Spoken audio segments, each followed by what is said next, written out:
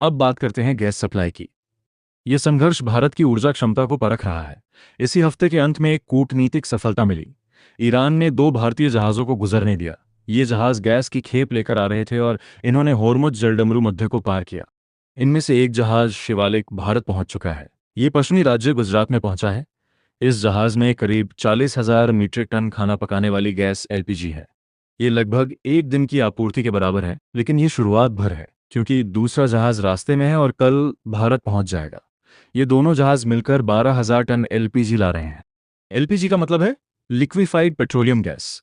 भारत के ज्यादातर घरों में खाना पकाने के लिए इसी का इस्तेमाल होता है। आपकी रसोई में जो गैस सिलेंडर आता है वो इसी का भरा होता है। हमारी ज्यादातर एलपीजी की सप्लाई होर्मुज जलडमरू मध्य से होकर आती है।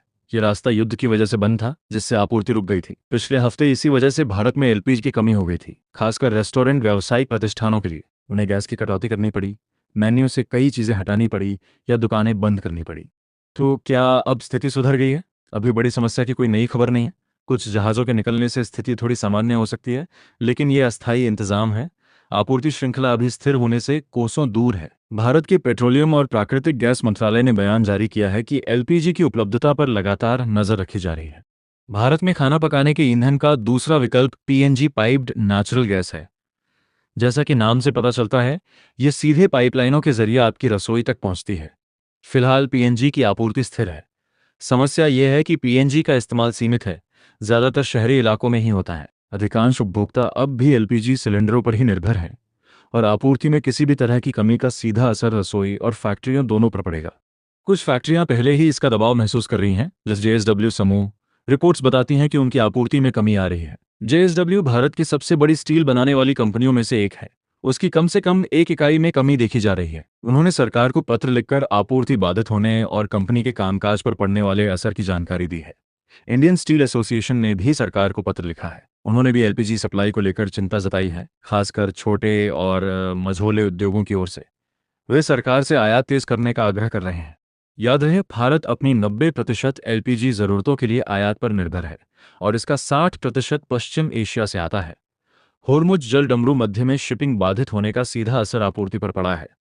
पिछले शनिवार तक वहां करीब 22 जहाज फंसे हुए थे। ये सभी भारतीय झंडे वाले जहाज हैं जो फारस की खाड़ी में फंसे हैं। इन 22 जहाजों में से 6 एलपीजी टैंकर हैं, जिनमें 2,70,000 टन रसोई गैस मौजूद है। अब तक ईरान ने इनमें से 2 टैंकरों को गुजरने दिया है। भारत के विदेश मंत्री एस जयशंकर बातचीत का नेतृत्व कर रहे हैं।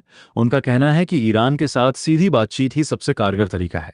उन्होंने कहा कि इन्हीं बातों से नतीजे मिले हैं और वे संचार के रास्ते खुले रखना चाहते हैं। फिलहाल का तात्कालिक लक्ष्य बाकी बचे 6 जहाजों, जिनमें एलपीजी है, की सुरक्षित आवाजाही सुनिश्चित कराना है। उन्हें प्राथमिकता दी जा रही है, लेकिन रियायतें शायद ही कभी बिना शर्त के मिलती हैं और ये मामला भी शायद उससे अलग नहीं है। एक नई रिपोर्ट आई है जिसमें कहा गया है कि तेहरान ने बाकी भारतीय टैंकरों को जाने देने के लिए 2 शर्तें रखी हैं। पहली शर्त है कि भारत 3 टैंकरों को रिहा करे। ये आम जहाज नहीं है। भारतीय अधिकारियों ने फरवरी में इन जहाज़ों को गंभीर आरोपों में जब्त किया था। कथित तौर पर इन जहाज़ों ने अपनी पहचान बदली थी और समुद्र में अवैध ट्रांसफर में शामिल थे। ईरान इन टैंकरों को वापस चाहता है, ये पहली मांग है, जैसा कि रिपोर्ट में बताया गया है। दूसरी मांग इसी रिपोर्ट के अनुसार चिकित्सा आपूर्ति से जुड़ी है।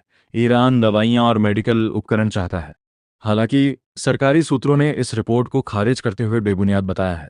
उनका कहना है कि ईरानी पक्ष के साथ ऐसी कोई चर्चा नहीं हुई है। फिलहाल स्थिति यही है, लेकिन भारत इस स्थिति से निपटने में सक्षम होना चाहिए, क्योंकि वह इस संघर्ष का पक्षकार नहीं है। उसने कोई पक्ष नहीं लिया है और उसके ईरान से पुराने और गहरे संबंध हैं।